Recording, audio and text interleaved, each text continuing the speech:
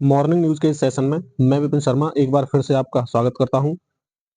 आज मैं हाजिर हूं आपके सामने फिर से आज के समाचार पत्रों में छाई हुई मुख्य मुख्य खबरों को लेकर। तो पहली खबर इस प्रकार है, 1.5 लाख शिक्षा मित्रों का मानदेय बढ़ाएगी सरकार। हाई कोर्ट में सुनवाई के दौरान प्रदेश सरकार की ओर से दी गई जानकारी।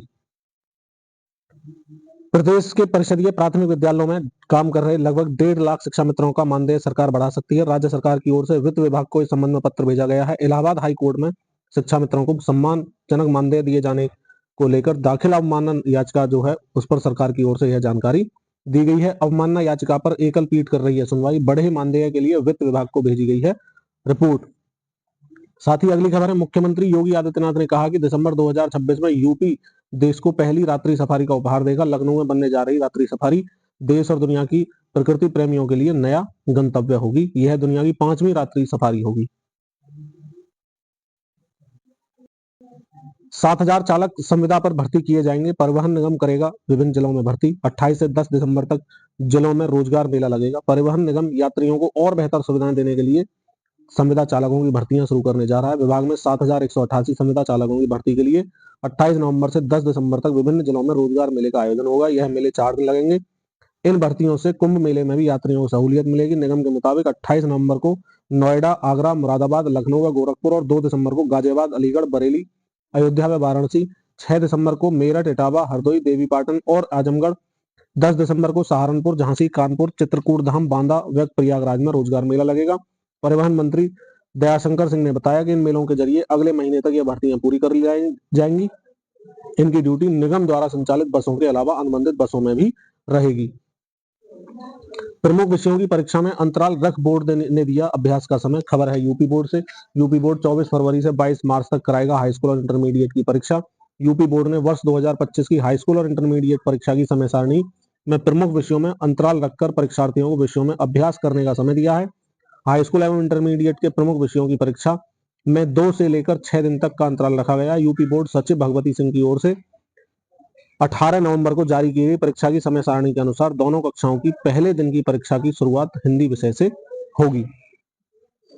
मेडिकल व इंजीनियरिंग कॉलेजों में भी होंगे पीसीएस के परीक्षा केंद्र। उत्तर प्रदेश लोक सेवा आयोग की ओर से सभी जिलाधिकारियों को भेजा गया है पत्र। एसटीएफ से फीडबैक लेकर ही फाइनल होगी परीक्षा केंद्रों की सूची।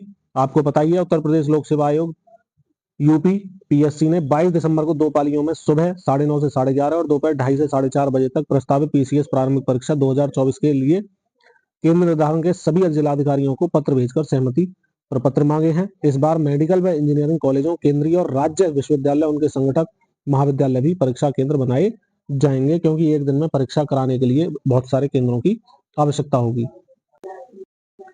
आगे है, सेवानिवृत्त कर्मचारी पर नहीं कर सकते अनुशासनात्मक कार्रवाई। सुप्रीम कोर्ट ने कहा है विभागीय कार्रवाई कारण बताओ नोटिस से नहीं, आरोप पत्र जारी होने के बाद होती है शुरू।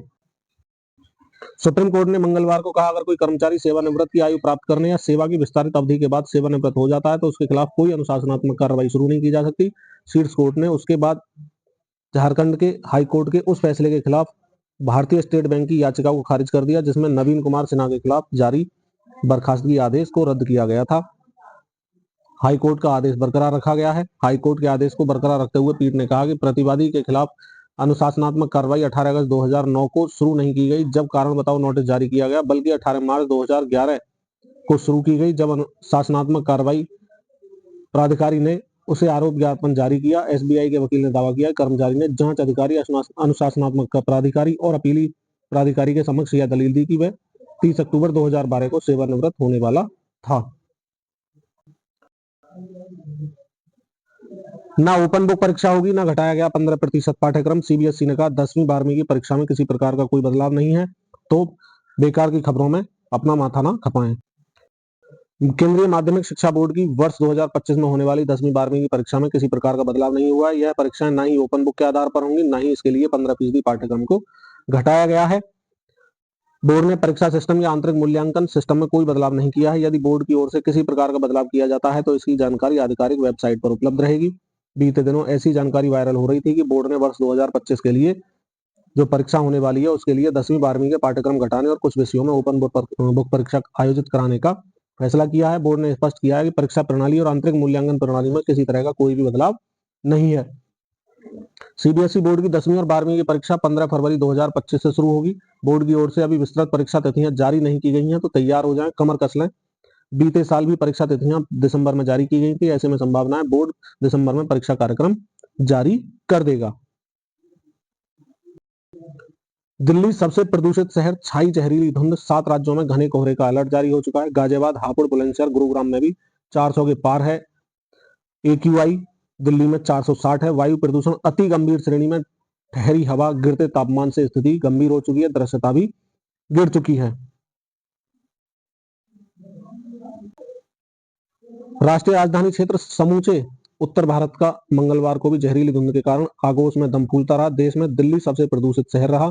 ठंडी हवाओं और गिरते तापमान ने स्थिति को और जटिल बना दिया। घने कोहरे की मोटी चादर पंजाब, हरियाणा से लेकर राजस्थान, पश्चिमी उत्तर प्रदेश और मुंबई तक छाई रही।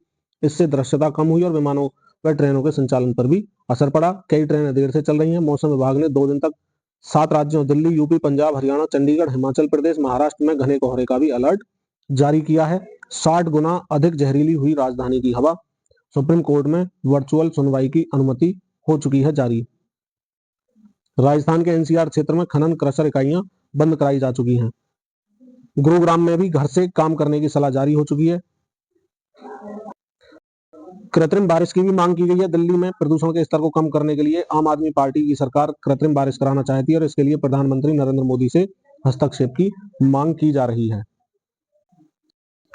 आगे अंतिम क्वार्टर में बेटियों ने बाजी मारी। सेमीफाइनल में जापान को 2-0 से हराया। आज फाइनल मुकाबले में चीन से होने वाली है टक्कर।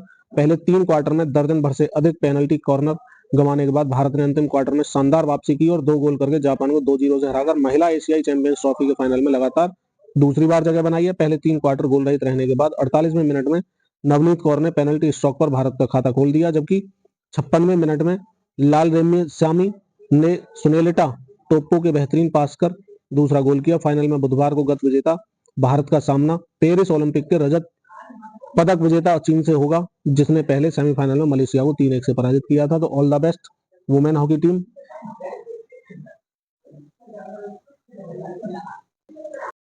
आगे खबर है RPSC से 2202 प्राध्यापक एवं कोच के पद हैं। अंतिम तिथि है 4 दिसंबर 2024। शैक्षिक योग्यता किसी मान्यता प्राप्त विश्वविद्यालय संस्थान से पोस्ट ग्रेजुएट एवं अन्य समकक्ष योग्यता। अधिक जानकारी के लिए और आवेदन करने के लिए आप ऑफिशियल वेबसाइट rpsc.rajasthan.gov पर जाकर सर्च कर सकते हैं। आगे है संयुक्त शोध प्रवेश परीक्षा के लिए 27 विषयों के रिजल्ट जारी हो चुके हैं। इलाहाबाद विश्वविद्यालय ने संयुक्त शोध प्रवेश परीक्षा क्रेट 2024 के 27 विषयों के रिजल्ट मंगलवार को घोषित कर दिए हैं। 16 विषयों के परिणाम विश्वविद्यालय के अगले सप्ताह जारी होंगे। जिन विषयों के रिजल्ट जारी हैं वैसी माह विभाग को भेज दिए जाएंगे। लेवल 2 के लिए चयनित छात्र 2 दिसंबर से विभाग से संपर्क करें। अभ्यर्थी अपने परिणाम स्कोर कार्ड वेबसाइट जो है आधिकारिक, उस पर जाकर देख सकते हैं और डाउनलोड भी कर सकते हैं। वेबसाइट है aupravesh.cbteexam.in पर जाकर जब बाकी जानकारी ले सकते हैं।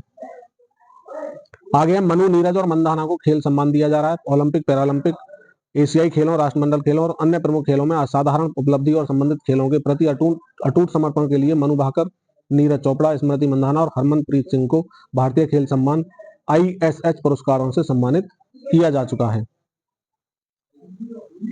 ध्यान देने वाली खबर है, खुशी आपकी, कैश करा रहे शातिर। हॉस्पिटल में जन्मे बच्चे की मां को सरकार से पैसा दिलाने के नाम पर कर रहे हैं ठगी। हॉस्पिटल में बच्चा पैदा होने के बाद आपके पास साइबर फ्रॉड की कॉल आ रही सकती है। वह सरकारी पैसा दिलवाने के नाम पर आपको ठगी का शिकार बना सकता है। यह जानकर आपको चौंकने की जरूरत नहीं है। कुछ हैं जिनके साथ शातिर घटना को अंजाम दिया जा चुका है। उनके साथ हुए फ्रॉड की शिकायत साइबर सेल में है। एक्सपर्ट प्रकरण की जांच में जुटे हैं। इस मामले को देखते हुए साइबर सेल बच्चे को जन्म देने वाली मां और उसके पिता को जागरूक करने में जुटा हुआ है। 4 बातें आपको करेंगी प्रोटेक्ट। साइबर एक्सपर्ट इसे देखते हुए लोगों को आगाह करने में जुट गए हैं, जिनके जरिए लोगों को सतर्क करते हुए बचने के उपाय बताए जा रहे हैं। कहना है कि बच्चा सरकारी हॉस्पिटल पैदा होने पर सारे फॉर्म हॉस्पिटल में ही भरवा लिए जाते हैं, इसलिए ऐसे कॉल पर वे बिल्कुल भरोसा ना करें। यदि इस तरह की कॉल आए तो पहले अपने क्षेत्र की आशा या ANM अथवा हॉस्पिटल पर जाकर कंफर्म करें, तभी कोई डिटेल कहीं शेयर करें। प्राइवेट हॉस्पिटल में जन्मे बच्चे के लिए सरकार से मिलने वाले पैसे का लाभ नहीं मिलता, फिर भी कोई लाभ दिलाने की बात करे तो उसे नजरअंदाज कर दें बिल्कुल। और अपनी पर्सनल जानकारी, पर्सनल डिटेल किसी के साथ शेयर ना करें। अगली खबर है, प्रारंभिक अवस्था में पल्मोनरी फंक्शन टेस्ट हो जा रहा फेल। लक्षण व दूसरे बायोमार्कर के आधार पर मरीजों को हो रहा इलाज, जांच में मशीन को भी गच्चा दे रही है आजकल सांस की बीमारी, खराब दिनचर्या और बढ़ता प्रदूषण सांस की बीमारी दे रहा है। इसके प्रति लोगों के बीच जागरूकता लाने के मकसद से विश्व सीओपीडी दिवस की शुरुआत की गई। Global initiative for chronic obstructive lung disease द्वारा आयोजित विश्व सीओपीडी दिवस पर हर साल नवंबर के तीसरे बुधवार को मनाया जाता है। ये है इस साल की थीम। जनरल नॉलेज के लिए भी क्वेश्चन जारी हो सकता है, जिसका आंसर आपके सामने है। विश्व सीओपीडी दिवस 2024 की इस बार की थीम क्या है? फेफड़े के काम को जाने। यह बीमारी मरीज के फेफड़े पर असर करती है। इस बीमारी की पहचान के लिए पीएफटी किया जाता है। इसके लिए स्पाइरोमेट्री का इस्तेमाल होता है या सामान्य टेस्ट है। इससे बीमारी की पहचान की जाती है। सर्जरी से ठीक हो जाएगा फेफड़ा, चिंता करने की कोई बात नहीं है। आगे खबर है